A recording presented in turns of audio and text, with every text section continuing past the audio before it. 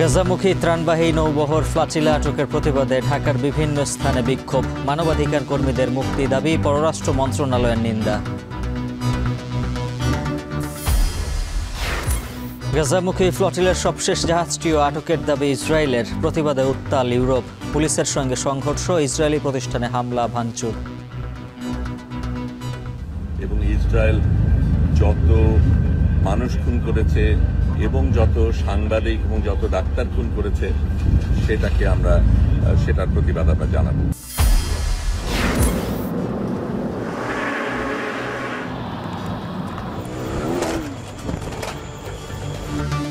রাত নামলেই পূর্বাঞ্চলের ৩০০ ফিট সড়কে আতঙ্ক, গাড়ি মোটরসাইকেলের বেপরোয়া প্রতিযোগিতায় ঝরছে প্রাণ, নজরদারির তাগিদ।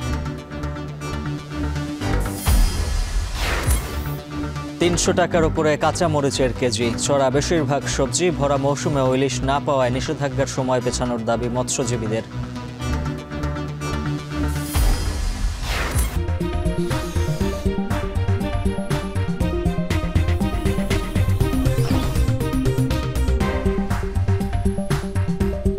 স্বাগত এখন বিকেলে, পুরো আয়োজনের সঙ্গে আছে আমি উজ্জ্বল হাফিজ। ফ্লোটিলার নৌবহরের গ্রেটা থুনবার্গ সহ সকল মানবাধিকার কর্মীর মুক্তি সহ 4 দফা দাবিতে রাজধানীর মানিক মিয়া এভিনিউতে ফ্রাইডেস ফর ফিউচার বাংলাদেশের প্রতিবাদ সমাবেশ ও র্যালি চলছে। সেখানে রয়েছেন সহকর্মী শাহাদাত অব্র, সরাসরি যুক্ত হচ্ছি। অব্র, জানাবেন প্রতিবাদ সমাবেশ থেকে কি বলছেন সংগঠনটির নেতারা?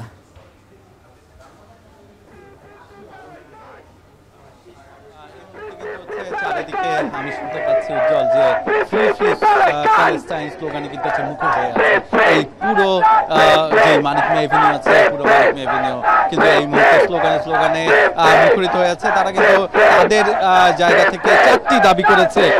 উজ্জ্বল, আমি যদি একটু মনে করে দিতে চাই যে গত 2 দিন ধরে কিন্তু যেই আটকের সংখ্যা করা হয়েছিল, সেই আটক কিন্তু 40টি জাহাজ আটক করা হয়েছিল। সেই আটকের ঘটনায় যারা মানবাধিকার কর্মী আছে তাদের মুক্তির দাবি কিন্তু তারা করেছেন। এছাড়াও কিন্তু এই যে এখানে প্যালেস্টাইন যে রাষ্ট্রটি আছে তাকে স্বাধীন একটি রাষ্ট্র এবং সেই রাষ্ট্রে গণহত্যা যেন বন্ধ করা হয়, সেটির জন্য কিন্তু দাবি জানানো হয়েছে। এই যে আজকের যেই সমাবেশ এবং র্যালি মানববন্ধন, এই জায়গা থেকে এখানে কিন্তু 70টি সংগঠন তাদের আজকের এই যে মানববন্ধনে কিন্তু অংশগ্রহণ করেছে। এখানে প্রত্যেক বয়সী শিশু থেকে আমরা নারী পুরুষ সবাইকে কিন্তু লক্ষ্য করেছি। সকল ধর্ম বর্ণ এবং সামাজিক কর্মী, মানবাধিকার কর্মী থেকে শুরু করে পরিবেশ কর্মী সবাই কিন্তু এখানে এসে জড়ো হয়েছে। কিছুক্ষণ আগে তারা কিন্তু পুরো মানিক মিয়া এভিনিউ কিন্তু ঘুরে এসেছে, সংসদ ভবনের সামনে থেকে খামারবাড়ি হয়ে আবার কিন্তু সংসদের সামনে আড়ং হয়ে ঘুরে সংসদের সামনে এসে পৌঁছেছে।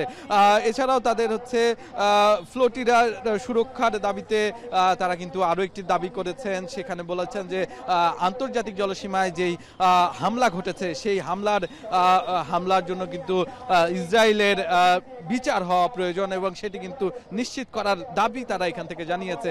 এছাড়াও ইসরায়েলের বিভিন্নভাবে আর্থিক সহায়তা দেওয়া হয়, সেই আর্থিক সহায়তা বন্ধের দাবিও কিন্তু তারা বলেছেন। ইসরায়েলের সামরিক ও রাজনৈতিক অর্থায়ন এবং নানাভাবে সমর্থন যারা জুগিয়েছে তাদের কিন্তু যারা কিনা বিভিন্ন দেশ, বিভিন্ন সংগঠন যারা কিনা এই যে ইসরায়েলের পক্ষে নানা সময়ে সমর্থন জুগিয়েছে, তাদেরকে কিন্তু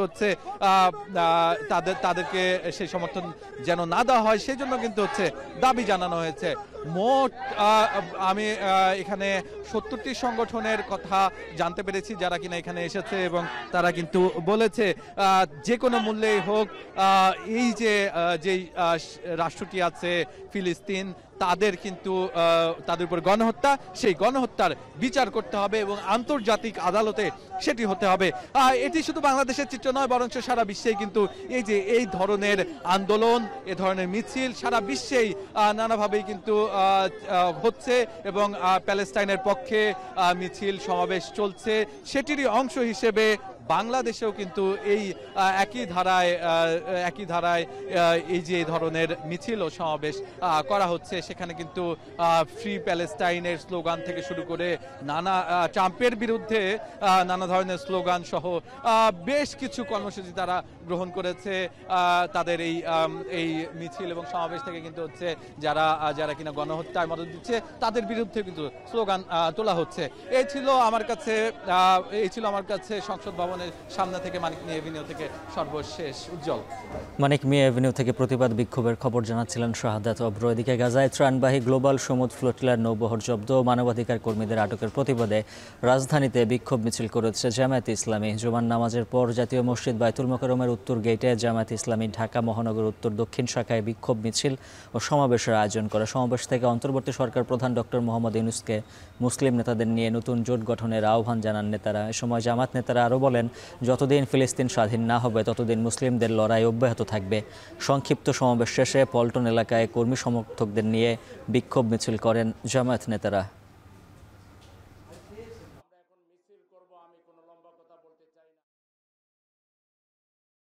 মুসলিম নেতাদের যদি বিন্দু মাত্র আত্মমর্যাদাবোধ থাকে, আল্লাহর দরবারে দাঁড়াবার সেই ভয় যদি থাকে, আপনারা ওআইসির পক্ষ থেকে সকল মুসলিম রাষ্ট্র ঐক্যবদ্ধ হয়ে জিহাদ ঘোষণা করুন।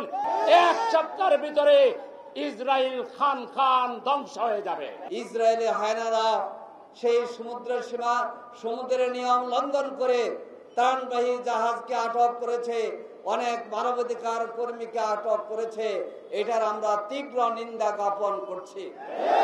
আমরা বিশ্ববাসী, বিশ্বের মুসলমানদেরকে ঐক্যবদ্ধ হওয়ার আহ্বান জানাচ্ছি।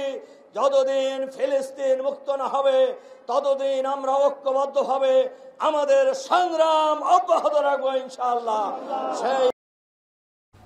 গাজায় চলমান ইসরায়েলি হত্যাযজ্ঞ ও সমুদ্র ফ্লোটিলার উপর ইসরায়েলি হস্তক্ষেপ এবং মানবাধিকার কর্মীদের আটকের প্রতিবাদে বিক্ষোভ মিছিল করেছে বৈষম্য বিরোধী কওমি ছাত্র আন্দোলন। এর আগে জাতীয় মসজিদ বায়তুল মোকাররমের উত্তর গেটে বিক্ষোভ সমাবেশ করে সংগঠনটি। সমাবেশে সংগঠনটির নেতারা বলেন, ক্ষুধার্ত গাজাবাসীর জন্য ত্রাণ সহায়তা দিতে যাওয়া গ্লোবাল সমুদ্র ফ্লোটিলার হস্তক্ষেপ আন্তর্জাতিক আইন ও মানবাধিকারের চরম লঙ্ঘন। মুসলিম উম্মার ঐক্যবদ্ধ প্রতিরোধ ছাড়া ফিলিস্তিনের স্বাধীনতা অর্জন সম্ভব নয় বলেও মন্তব্য করেন তারা। বাংলাদেশ সরকারকে ফিলিস্তিনিদের জন্য সাহায্যের হাত আরও সম্প্রসারিত করার আহ্বান জানায় বৈষম্য বিরোধী কওমি ছাত্র আন্দোলন।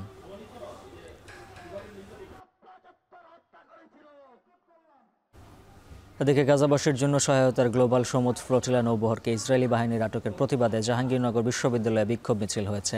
বিক্ষোভকারীরা বলেন, এই ঘটনা আন্তর্জাতিক আইনের সুস্পষ্ট লঙ্ঘন এবং ক্ষুধাকে যুদ্ধাস্ত্র হিসেবে ব্যবহার নিন্দনীয়। মানবিক সহায়তা বহনকারী ফ্লোটিলা ফিলিস্তিনি জনগণের প্রতি বিশ্ববাসীর সংহতির প্রতীক। তাদের দাবি, গাজায় অবাধ প্রবেশাধিকার নিশ্চিত করতে হবে। এছাড়া ইসরায়েলি বাহিনীকে বেসামরিক জনগণের জীবন, মর্যাদা ও মৌলিক অধিকার থেকে বঞ্চিত করা অবিলম্বে বন্ধ করতে হবে। সমাবেশে জাকসুর ভিপি এবং জিএসের নেতৃত্বে শিক্ষার্থীরা অংশ নেন।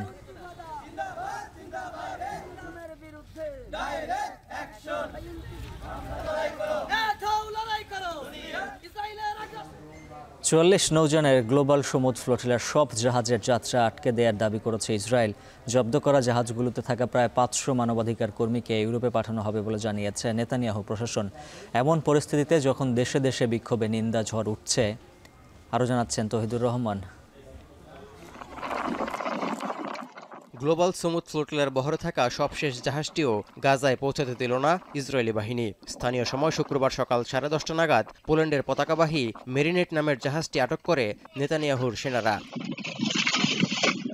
ইসরায়েল মেরিনেট জাহাজটি আটকের সময় এটি গাজা থেকে 42.5 নটিক্যাল মাইল দূরে ছিল। অন্য জাহাজগুলোর মতো এটিও ছিল আন্তর্জাতিক জলসীমায়। এর মধ্য দিয়ে বুধবার রাত থেকে বন্দুকের নল উঁচিয়ে অবৈধভাবে গ্লোবাল সমুদ্র ফ্লোটিলার বহরে থাকা 44টি জাহাজই নিজেদের কবজায় নিল ইসরায়েল। এভাবেই বিশ্ব মানবতাকে বৃদ্ধাঙ্গুলি দেখিয়ে ক্ষুধার্ত গাজাবাসীর জন্য খাদ্য ও ত্রাণ পৌঁছাতে দিল না তেল আবিব।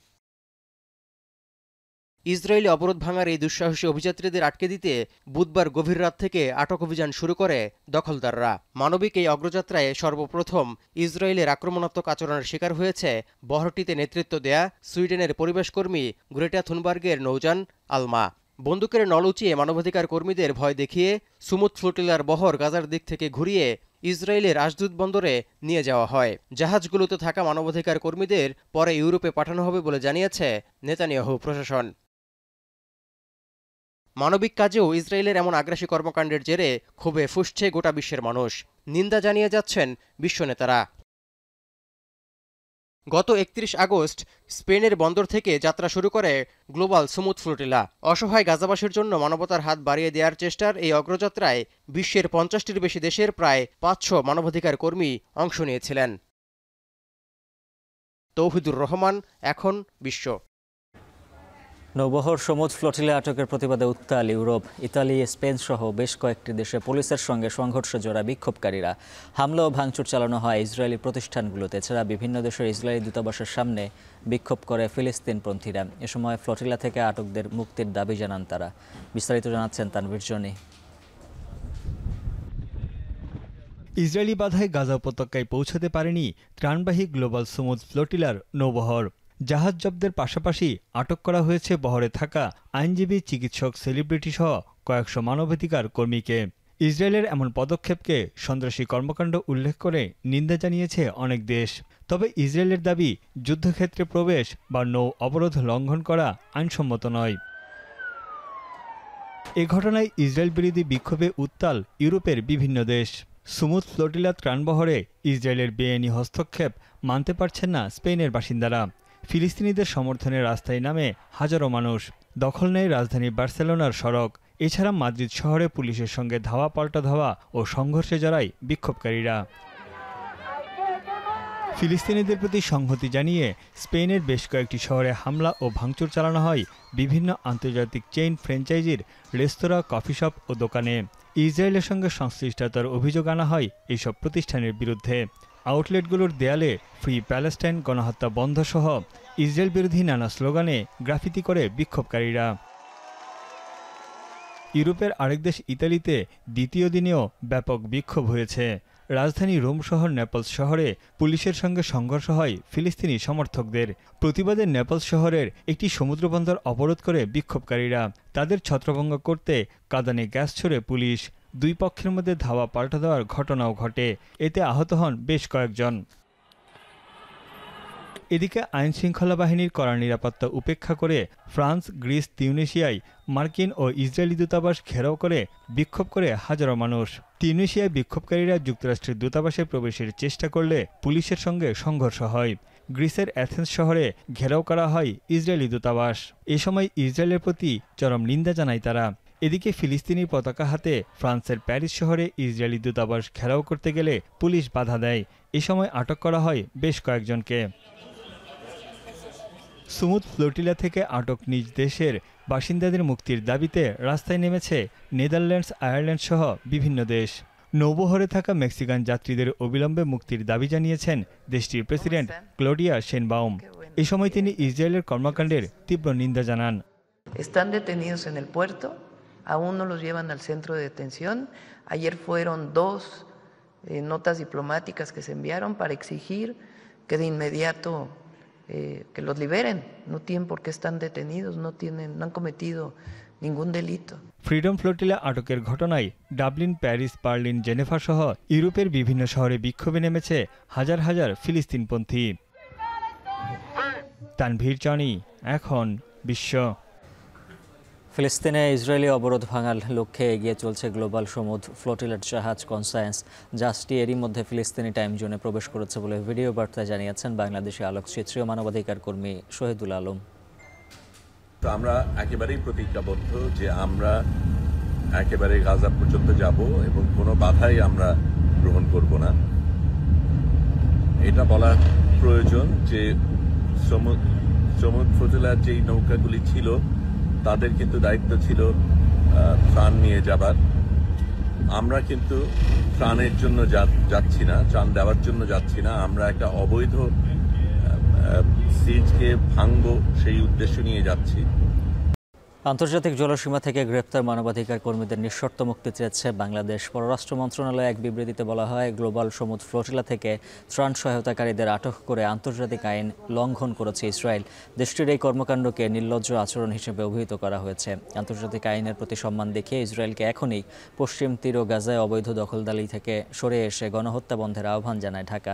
বিবৃতিতে আরও উল্লেখ করা হয়, মানবিক সহায়তা বহনকারী ফ্লোটিলা ফিলিস্তিনি জনগণের সঙ্গে বিশ্বব্যাপী সংহতি প্রকাশের প্রতিচ্ছবি। তাই বাংলাদেশ সরকার ফিলিস্তিনের জনগণের প্রতি অটল সংহতি প্রকাশ করেছে।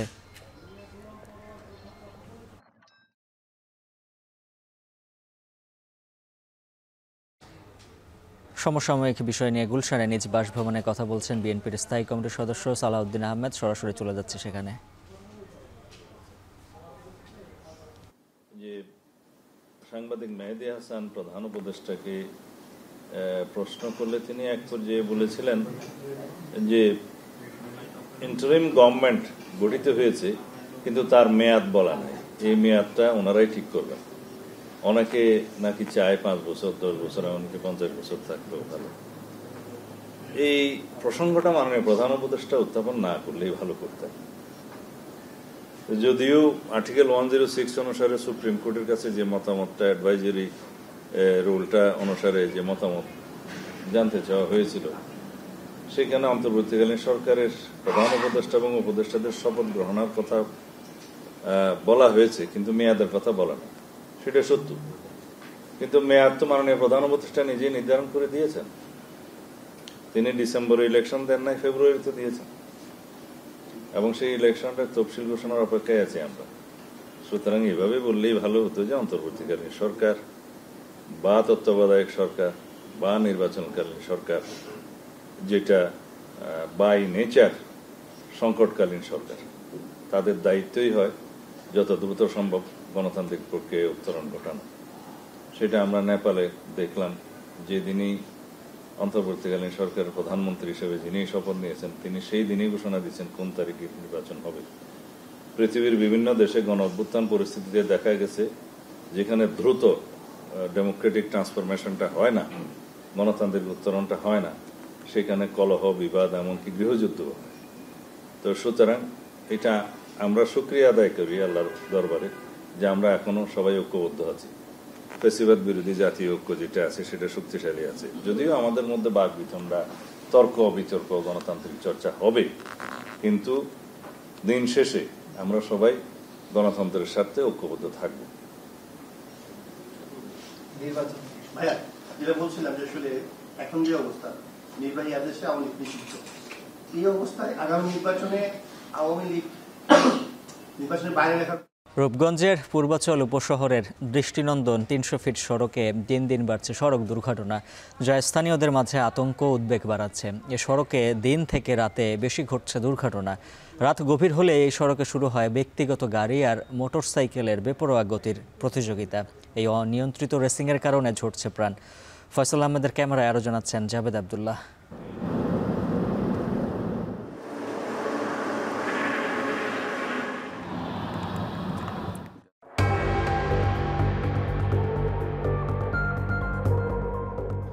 কেমন যেন একটা চাপা উৎকণ্ঠা। 14 লেনের এক্সপ্রেসওয়েতে ছুটছে অসংখ্য যানবাহন। এর মধ্যে একটা উল্লেখযোগ্য সংখ্যায় গাড়ির চালক তরুণ তরুণী। মনে হয় এই বুঝি অদক্ষ চালকের হাতে সড়কে প্রাণ যাবে আবারও কারো।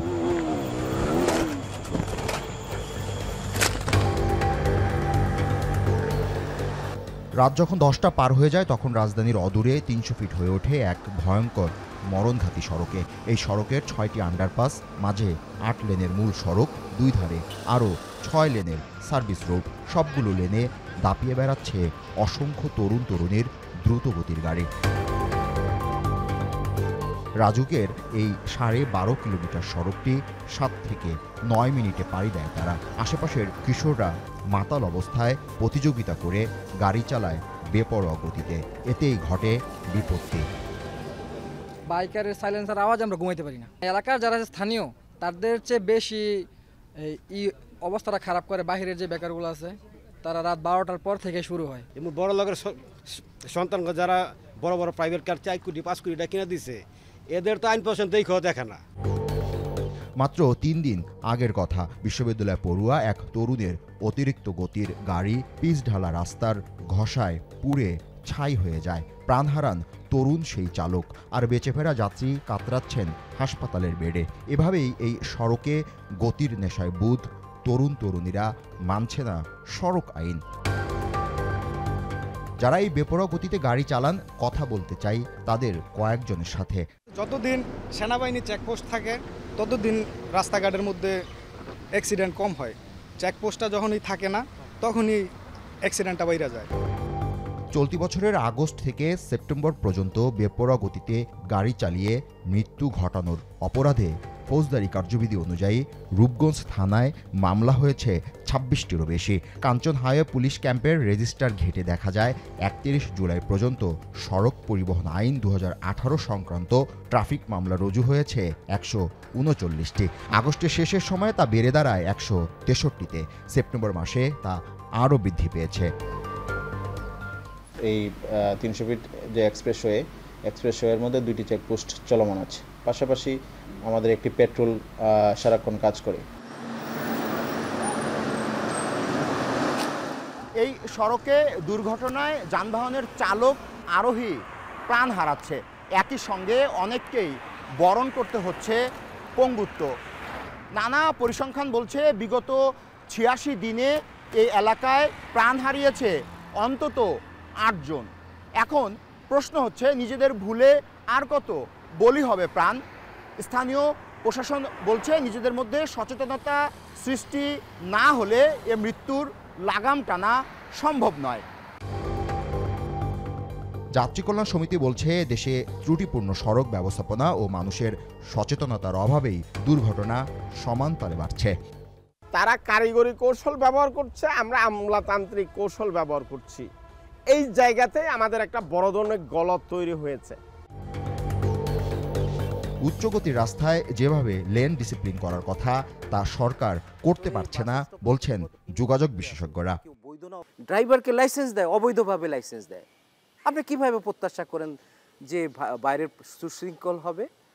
বাগানে যদি ফুল ফুটে না ফুটে তাহলে বুঝবেন মালির গন্ডগোল আছে। আমাদের এখানেও উপরে হলো রুট কজ, আপনারা যা চোখে দেখেন সেটা হলো সিমটম। ওরা যদি ফাংশন করতো, অন্যান্য দেশে ফাংশন করে, যেই কারণে সুশৃঙ্খল থাকে। এক্সপ্রেসওয়েগুলোতে ব্যবহার করার বিধিসম্মত আইনের বিষয়ে খোদ সরকারেরই অজ্ঞতা রয়েছে বলেও জানান তিনি। জনফল যত বেশি দেয়। জাবেদ আব্দুল্লাহ, এখন, ঢাকা। ছুটির দিনে কাঁচা বাজারে চড়া দামের চাপ রয়েছে। রাজধানীর বিভিন্ন বাজারে সবজি ও মাছের দাম বাড়তি। রাজধানীর কাঁচা বাজার ঘুরে দেখা গেছে মরিচের কেজি বিক্রি হচ্ছে ৩০০ থেকে ৩২০ টাকায়, গোলবেগুন ২০০ টাকায়, পেঁপে, লাউ, ঢেঁড়স আর পটল বাদে কোনো সবজি ৬০ টাকার নিচে নেই। বিক্রেতাদের দাবি সরবরাহ কম আর অসময়ের বৃষ্টিতে সবজির বাজারে দেখা দিয়েছে অস্থিরতা। গরুর মাংসের দাম অপরিবর্তিত থাকলেও মাছের বাজারে রয়েছে উত্তাপ। ইলিশের দাম কেজি প্রতি ২৫০০ থেকে ২৭০০ টাকা, অন্য মাছও বেড়েছে গড়ে ১৫০ থেকে ২০০ টাকা করে।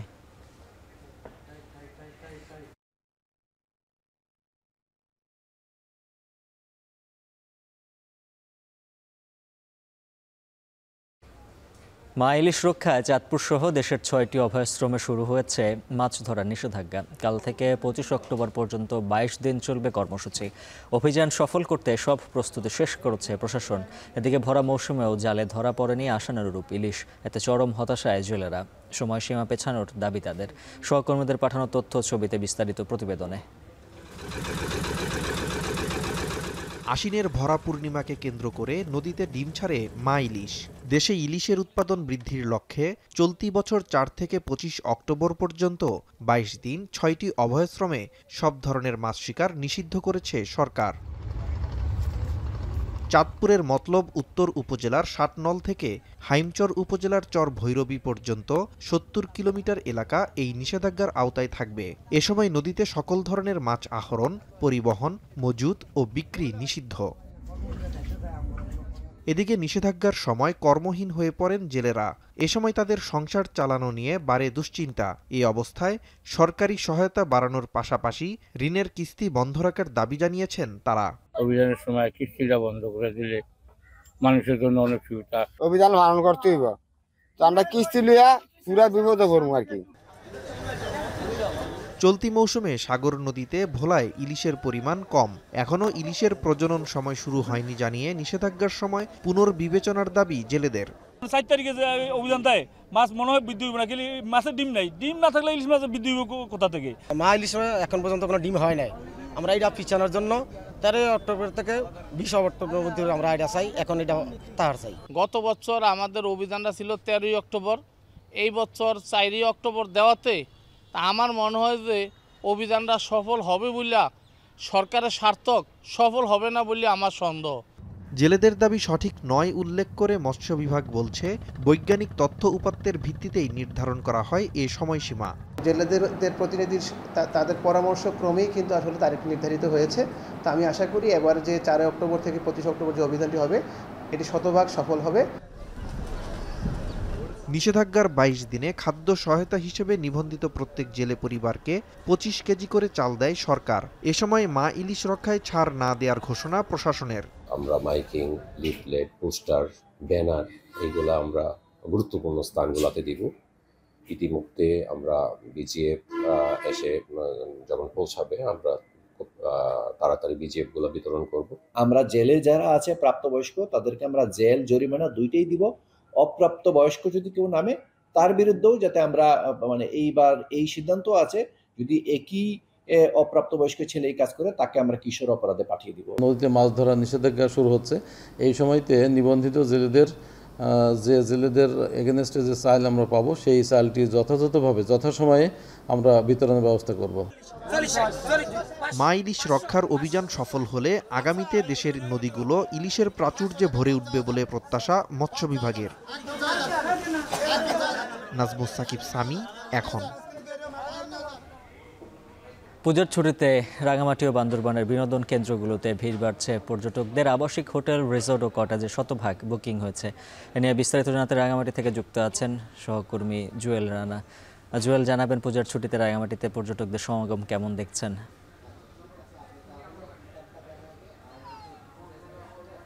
উজ্জ্বল, রাঙামাটিতে এবার যে পূজার আমেজে যে 4 দিনের ছুটির কথা বলা হচ্ছে, মূলত তার আমেজটুকু শুরু হয়েছিল আরো আগেই। গত 26শে সেপ্টেম্বর থেকেই মূলত রাঙামাটিতে পর্যটকদের উপস্থিতি ধীরে ধীরে বাড়তে শুরু করে। এর মধ্যে আমরা যেটি জেনেছি, রাঙামাটি শহরে অন্তত 55টি আবাসিক হোটেল রিসোর্ট রয়েছে, 17টি ইকো রিসোর্ট রয়েছে, সবগুলো আসলে শতভাগ বুকিং রয়েছে।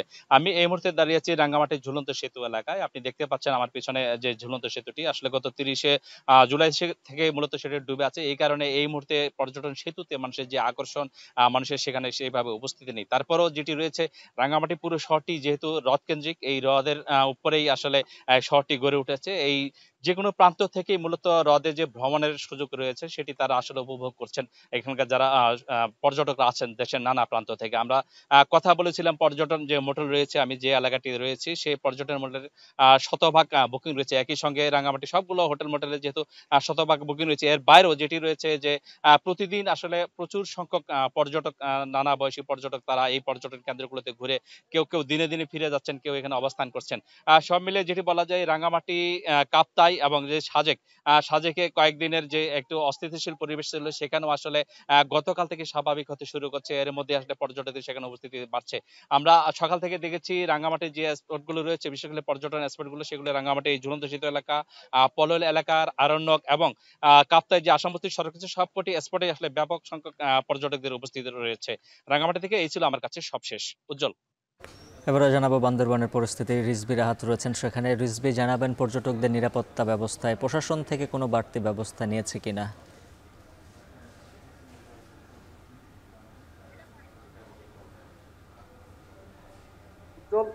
পুজো এবং সাপ্তাহিক ছুটির কারণে কিন্তু টানা 3 দিনের মতো কিন্তু পর্যটকের ঢল নেমেছে পাহাড়ি কন্যা বান্দরবানে। সকাল থেকে আমরা দেখতে পেয়েছি যে একটি পর্যটকের যে বাড়তি উচ্ছ্বাস, এক পাহাড় থেকে তারা যে অন্য পাহাড়ে ঘুরছেন, যার কারণে এখানে বান্দরবানে 400টি পর্যটকবাহী গাড়ি আছে। সেই সকাল থেকে কিন্তু এই পর্যটক গাড়িগুলো কিন্তু স্টেশন থেকে ছেড়ে গেছে। আমি যে স্থানটিতে দাঁড়িয়ে আছি, বান্দরবান জেলার অন্যতম পাহাড়ি পর্যটন কেন্দ্র নীলাচলে, সকাল থেকে দেখতে পেয়েছি এখানে পর্যটকের ইতিমধ্যে এখানে 2 থেকে 3 হাজার পর্যটক কিন্তু এই পর্যটন কেন্দ্রে রয়েছে। মূলত সাপ্তাহিক ছুটি এবং পূজার ছুটির কারণে কিন্তু এবছরের সর্বোচ্চ পর্যটক এসেছে এই টানা 3 দিনে। ইতিমধ্যে কিন্তু শহর এবং যেসব রিসোর্ট এবং হোটেলগুলো কিন্তু শতভাগ বুকিং রয়েছে। তো আমরা দেখতে পেয়েছি মূলত 1 অক্টোবর থেকে কিউকারডং পর্যটন স্পটটি খুলে দেওয়াতে কিন্তু পর্যটককে ইতিমধ্যে কিউকারডং এর উদ্দেশ্যে হাজার হাজার কিন্তু ওখানে শত শত পর্যটক কিন্তু অবস্থান করছেন। মূলত তো এই বছরের সর্বোচ্চ পর্যটক যদি আমরা বলে থাকি, এবছর টানা 3 দিনে কিন্তু এই পর্যটকগুলো বান্দরবনে এসেছেন। মূলত এইসব পর্যটক আসার কারণে কিন্তু ব্যবসায়ীদের মনে কিন্তু স্বস্তি প্রকাশ করছে। তো পর্যটকদের নিরাপত্তার জন্য কিন্তু বান্দরবান জেলা প্রশাসন এবং পুলিশ প্রশাসন এবং টুরিস্ট পুলিশ কিন্তু কাজ করছেন। মূলত খাগড়াছড়িতে কিন্তু পাহাড় উত্তাল থাকলেও শান্ত রয়েছে, পাহাড়ি জেলা বান্দরবান শান্ত রয়েছে। তার কারণে খাগড়াছড়ি যারা যাবেন বলে সিদ্ধান্ত নিয়েছে তারা কিন্তু বান্দরবনে অবস্থান করছেন পর্যটকরা। মূলত মেঘলা, নীলাচল, নীলগিরি, শৈলপ্রপাত, চিম্বুক এলাকায় কিন্তু পর্যটকের ভিড় রয়েছে। মূলত সকাল থেকে কিন্তু পর্যটকের ভিড় রয়েছে। টানা 3 দিনের মতো কিন্তু পর্যটকরা বান্দরবনে অবস্থান করছেন।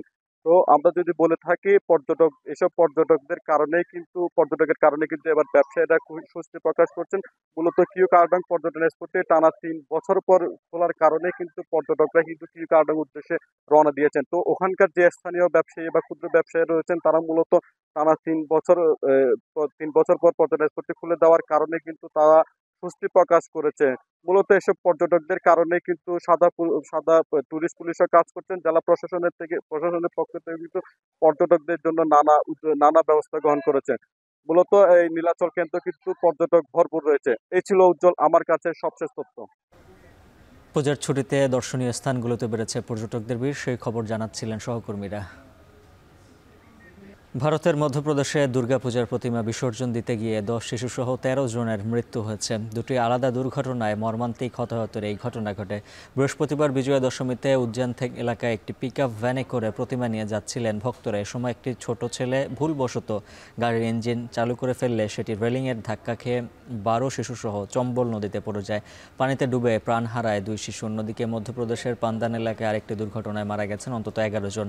গ্রামবাসীর প্রায় 25 জনের একটি দল বিসর্জনের পথে যাওয়ার পথে ট্রাক্টর উল্টে পুকুরে পড়ে যায়। প্রত্যক্ষদর্শীরা জানায় অতিরিক্ত যাত্রী বোঝাইয়ের কারণে ট্রাক্টরটি উল্টে যায়।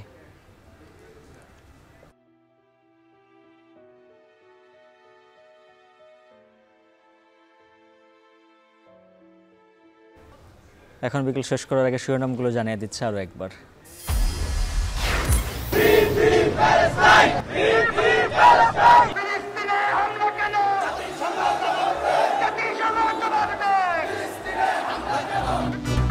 গাজামুখী ত্রাণবাহী নৌবহর ফ্লোটিলা আটকের প্রতিবাদে ঢাকার বিভিন্ন স্থানে বিক্ষোভ, মানবাধিকার কর্মীদের মুক্তি দাবি, পররাষ্ট্র মন্ত্রণালয়ের নিন্দা।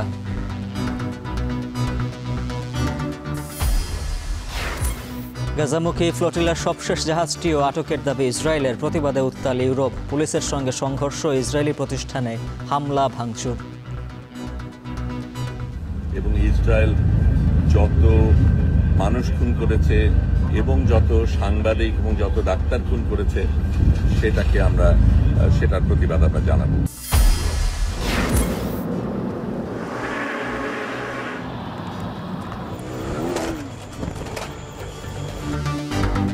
রাত নামলে এই পূর্বাঞ্চলের 300 ফিট সড়কে আতঙ্ক, গাড়ি মোটরসাইকেলের বেপরোয়া প্রতিযোগিতায় ঝরছে প্রাণ, নজরদারির তাগিদ।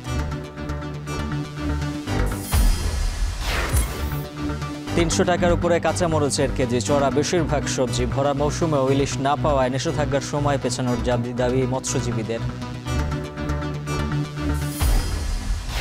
আর এই ছিল এখন বিকেলের আয়োজন। এখন টেলিভিশন ওয়েবসাইটে দেখুন এখন.tv, ফেসবুকে দেখুন facebook.com/tv.এখন, আর ইউটিউবে দেখুন youtube.com/c/echontv।